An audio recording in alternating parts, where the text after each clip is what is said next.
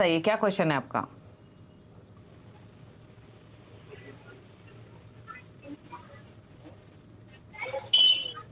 गुरदीप, अगर आपको आवाज आ रही है तो अपना क्वेश्चन पूछिए प्लीज।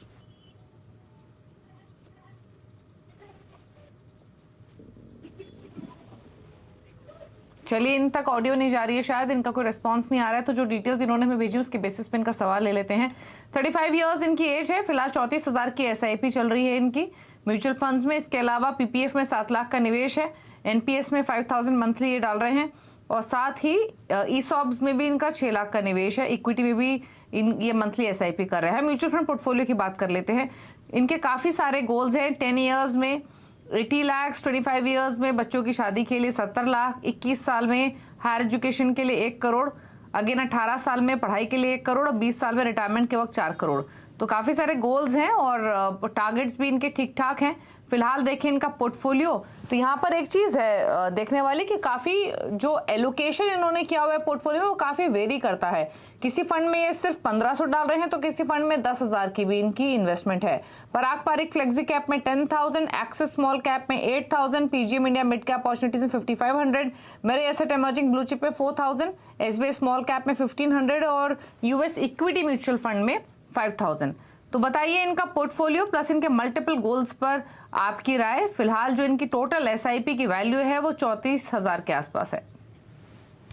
जी दीपाली, तो देखिए इन्होंने काफी अच्छे से, अच्छी बात यह है कि गुरदीप जी ने काफी अच्छे से अपने गोल्स डिफाइन किए हैं। उन्हें पूरी तरह से मालूम है कि उनके फाइनेंशियल लक्ष्य क्या है, किस तरफ उनको बढ़ना है और उसके लिए उन्हें क्या करना है। तो उसके लिए मैं पहले उन्हें बधाई देना चाहूंगा। इन्होंने बहुत अच्छा डाइवर्सिफिकेशन भी कर रखा है अक्रॉस एसेट्स। काफी तरह के एसेट शामिल कर रखे हैं, पीपीएफ में भी इन्वेस्ट कर रहे हैं, एनपीएस में भी इन्वेस्ट कर रहे हैं। तो वो एक लिहाज से बहुत अच्छी तरह से इन्होंने अपने पोर्टफोलियो को संभाला है। तो अब यहाँ पर देखने वाली बात यह है कि इनके पोर्टफोलियो में कुछ छोटे मोटे सुझाव हैं जो मैं एक बार फिर से इन्हें बता देता हूं। पराग पारिक फ्लेक्सी कैप फंड में इनका जो एलोकेशन है, उस फंड के तहत आपको इंटरनेशनल और डोमेस्टिक इक्विटी दोनों में एक्सपोजर मिलता है। अब इन्होंने खुद से भी 5,000 रुपए, जैसा इन्होंने लिखा है, वो यूएस इक्विटी में इन्वेस्ट कर रहे हैं। अब शायद वो डायरेक्ट स्टॉक्स में कर रहे हैं या फिर वो किसी यूएस बेस्ड फंड में कर रहे हैं।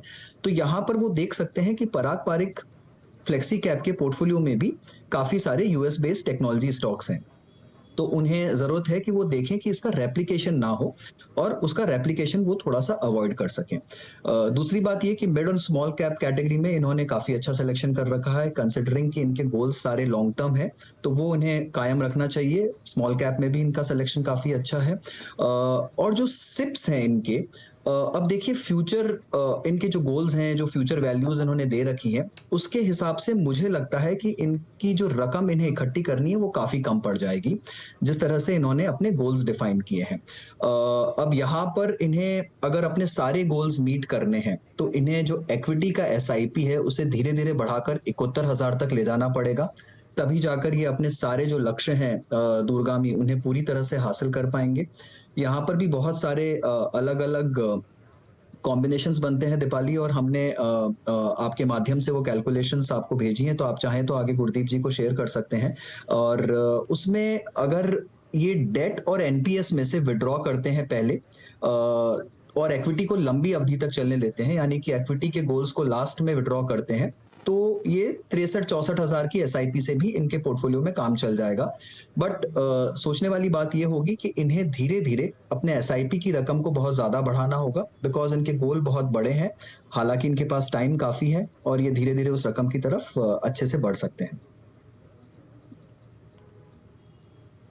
ओके, चलिए, तो आपका जो गोल है वो हासिल आप कर सकते हैं। एसआईपीज कंटिन्यू कीजिए, इक्विटी में एलोकेशन बढ़ा सकते हैं, एसआईपी में भी एलोकेशन बढ़ाइए, जितना एक्यूमुलेट कर लेंगे उतना बेहतर ही है। रही बात आपके पोर्टफोलियो की, तो वैसे आपका पोर्टफोलियो डाइवर्सिफाइड है, 1-2 फंड से आप निकल सकते हैं, जिसमें यूएस इक्विटी फंड है, पराग पारिक फ्लेक्सी कैप में आप एसआईपी इंक्रीज कर सकते हैं, सोवरेन गोल्ड बॉन्ड या गोल्ड में भी आप निवेश कर सकते हैं डाइवर्सिफिकेशन के लिए। पंचम मिश्रा आसनसोल पश्चिम बंगाल से हैं हमारे साथ। मिश्रा साहब नमस्कार, बताइए क्या सवाल है आपका। नमस्कार मैडम, एक्चुअली मेरा जो एसआईपी है वो 15,000 का है। मैंने डिटेल आपको भेजा हुआ है। ओके। और मुझे ये जानना है कि 15 ईयर में ये मेरा गोल 1 करोड़ का अचीव होगा या नहीं होगा। कोई चेंजेज अगर वो है तो बताइए, पूछ लेते हैं, क्या करना चाहिए। तो आपका 39 इयर्स एज है, फिलहाल 15,000 की SIP है। टोटल पोर्टफोलियो की वैल्यू क्या होगी आपकी अभी?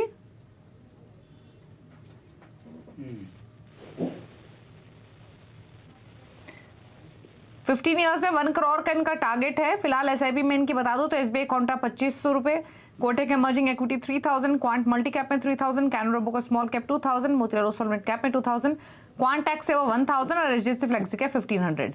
तो इनका पोर्टफोलियो प्लस इनके गोल्स पर आपके सजेशंस। जी दीपाली जी, देखिए कि सबसे पहले मैं इनके गोल्स की बात करता हूं तो इन्हें जो 1 करोड़ का लक्ष्य इन्होंने निर्धारित किया है अपने लिए, 15 साल की अवधि इन्होंने निर्धारित की है, मुझे लगता है सबसे पहले इनको अपने सिप के अमाउंट को 15,000 से बढ़ाकर 20,000 करना होगा। मैं फिलहाल के लिए इनके करंट पोर्टफोलियो को कंसिडर नहीं कर रहा हूं जिसकी रकम इन्होंने बताई है 1,10,000 के करीब, पर अगर 15,000 से अपनी सिप को 20,000 कर देंगे तो इनका जो लक्ष्य है वो इसे आसानी से हासिल कर लेंगे।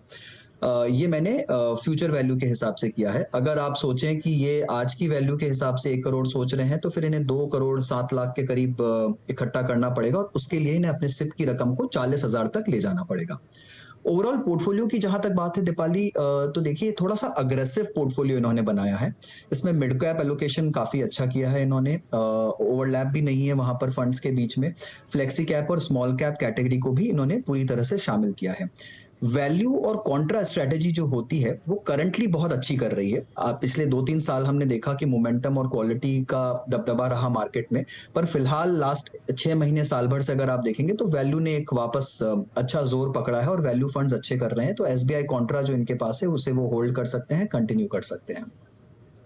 क्वांट जो AMC है दीपाली, ये हमने काफी निवेशकों के पोर्टफोलियो में देखा है फिलहाल। ये थोड़ा सा अग्रेसिव कॉल है। अगर ये क्वांट AMC की फिलॉसफी से इत्तेफाक रखते हैं और कंफर्टेबल है तो उसे कंटिन्यू कर सकते हैं, अदरवाइज वो थोड़ा सा अग्रेसिव कॉल है मेरे हिसाब से। और इनके पास क्वांट एक्टिव और क्वांट टेक्स दोनों ही फंड्स हैं जहां पर कुछ 65% पोर्टफोलियो कॉमन है। तो इन्हें चाहिए कि उसमें से कोई एक फंड को बरकरार रखे, दोनों फंड्स की आवश्यकता नहीं है बिकॉज बहुत कॉमन पोर्टफोलियो है। नए एलोकेशंस के लिहाज से मैं बोलना चाहूंगा कि ये एक फ्लेक्सी कैप में अपना एलोकेशन थोड़ा बढ़ा सकते हैं। ये एक इंडेक्स फंड जिसमें ICICI या फिर IDFC इंडेक्स फंड का शुमार कर सकते हैं, और चाहे तो थोड़ा सा कमोडिटी डाइवर्सिफिकेशन एक गोल्ड फंड या फिर SGB के थ्रू कर सकते हैं। ओके, चलिए, तो आपके पोर्टफोलियो पर सलाह दी गई है। और रही बात आपके पोर्टफोलियो की, तो आप थोड़ा एलोकेशन बढ़ा सकते हैं। ऑलरेडी आपका पोर्टफोलियो ऑल्दो काफ़ी अग्रेसिव है। रही बात आपके गोल की, तो आप 20 इयर्स के बाद अगर होराइजन देंगे तो आप पैसा भी आपका बढ़ सकता है। रही बात आपके 1 करोड़ के टारगेट की 15 इयर्स में, तो वो तो आप हासिल कर सकेंगे इसी SIP से। 20,000 के आसपास की SIP पर्याप्त रहेगी आपके गोल को अचीव करने के लिए। चलिए, रुक रहे हैं इसी के साथ एक ब्रेक के लिए। ब्रेक के उस पर कुछ और क्वेरी, साथ ही टॉप 4 फंड्स आपको बताएंगे एक ब्रेक के बाद।